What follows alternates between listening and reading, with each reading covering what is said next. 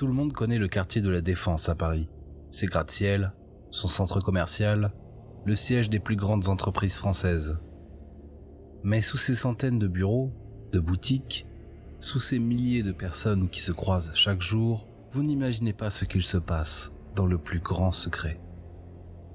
Je vais vous raconter l'histoire terrifiante des sous-sols de la Défense. Je suis passionné d'exploration urbaine et j'ai l'habitude d'aller me balader dans les tunnels du métro et dans divers lieux insolites. C'est pour moi une partie de plaisir et un échappatoire au monde réel et au quotidien. Mais j'ai découvert un endroit beaucoup plus mystérieux, dont je ne connaissais pas l'existence jusqu'à présent. Savez-vous que sous les immeubles de la Défense, sous l'immense centre commercial, se trouvent à plusieurs dizaines de mètres sous terre de longs tunnels, de grands entrepôts de plusieurs milliers de mètres carrés, et ce qui m'a le plus surpris, c'est que tous ces espaces souterrains sont complètement vides et laissés à l'abandon. Imaginez tout cet espace sous nos pieds dont personne ne connaît l'existence et qui ne sert à rien. Étrange, vous ne trouvez pas ?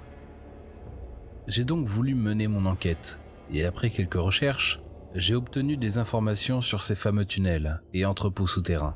Il s'agirait d'une très grande station de métro que devait abriter la ligne 1 lors de son extension depuis le centre de Paris. Cependant, ce projet n'a jamais vu le jour et la station construite est restée vide et inutilisée. Les tunnels, eux, devaient servir d'acheminement pour les câbles électriques. Voilà ce qui officiellement explique la présence de ces milliers de mètres carrés sous terre complètement vides. Mais ça, ce n'est que la partie agréable de l'histoire. Durant ma visite des sous-sols de la Défense, j'ai vu des écritures bizarres sur les murs. Tout un tas de symboles dont je ne connais pas la signification. Il y a également des prénoms écrits sur les murs. On peut lire Antonin, Jérémy, Antoine. Et certains sont barrés.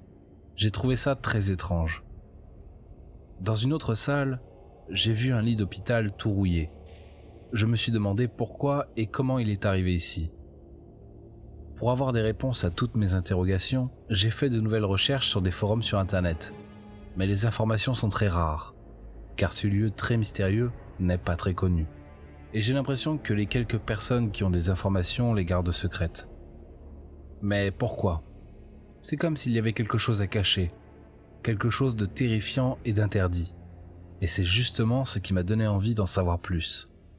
Je suis donc retourné explorer les sous-sols une nuit, tout seul. Une fois à l'intérieur, il y avait toujours ces prénoms et symboles bizarres sur les murs. J'ai emprunté un tunnel étroit quand soudain j'ai entendu du bruit. J'ai compris que je n'étais pas seul. J'ai éteint ma lampe, j'étais donc dans le noir complet. J'entendais d'autres personnes parler de manière lente et peu audible, comme s'ils chantaient une chanson mais au ralenti. C'était très étrange. Je voulais en savoir plus. J'ai donc essayé d'avancer très rapidement dans le tunnel jusqu'à la prochaine porte pour tenter d'apercevoir quelque chose, mais très discrètement pour ne pas me faire repérer. Je trouve une petite ouverture dans le mur qui me permet d'entrevoir ces autres personnes. Ils étaient une dizaine, je dirais, éclairés par un feu de camp très vif, vêtus de robes blanches et recouverts par ce qui ressemblait à des taches de sang. En voulant prendre une photo avec mon téléphone, j'avais oublié d'enlever le flash. Ils se sont alors tous retournés vers moi. J'ai paniqué et je me suis enfui.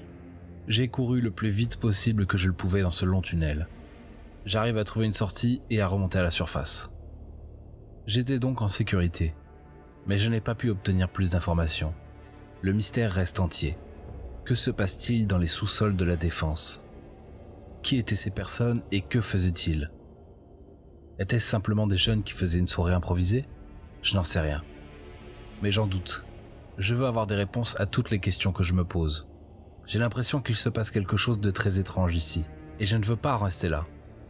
Après plusieurs semaines de recherches difficiles et infructueuses, j'ai pu enfin obtenir quelques informations. J'ai parcouru le dark web car sur internet il n'y avait rien. Juste d'autres mecs comme moi qui sont allés se balader dans les sous-sols mais sans plus d'informations sur ce qu'il s'y passe vraiment. J'ai donc pu voir des vidéos assez terrifiantes, où l'on voyait des sortes de rituels, avec une assemblée de personnes habillées de drap blanc. Les vidéos sont toutes floues et courtes, mais je comprends très vite qu'il ne s'agit pas simplement d'une bande de jeunes qui font la fête. Sur un autre site du dark web, Je suis tombé sur un forum où des membres parlent de sacrifice d'enfants, de kidnapping. Un autre affirme que les noms écrits sur les murs seraient ceux d'enfants mystérieusement disparus depuis plusieurs années, comme par exemple Damien, un enfant disparu le 14 février 2018. Son nom est écrit avec ce qui ressemble à du sang sur le mur d'un des tunnels. Tout cela serait l'œuvre d'une secte interdite et officiellement disparue depuis plus de 20 ans, mais qui continuerait d'opérer des sacrifices, entre autres dans les sous-sols, car ce lieu est inconnu et à l'abri de tous les regards. Il serait responsable de dizaines d'enlèvements d'enfants pour les sacrifier dans le but d'honorer leurs croyances mystiques, un dieu connu sous le nom de Yahya, qui est lui aussi écrit un peu partout dans les sous-sols. C'est terrifiant. Les membres de cette secte seraient fous et incontrôlables. Certains seraient des échappés d'hôpital psychiatrique, d'autres seraient des politiques influents, et il y aurait aussi des hauts dirigeants de grandes entreprises.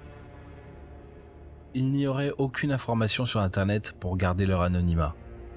Ils feraient supprimer toutes les photos, vidéos et témoignages pour se protéger et ne pas révéler leur existence.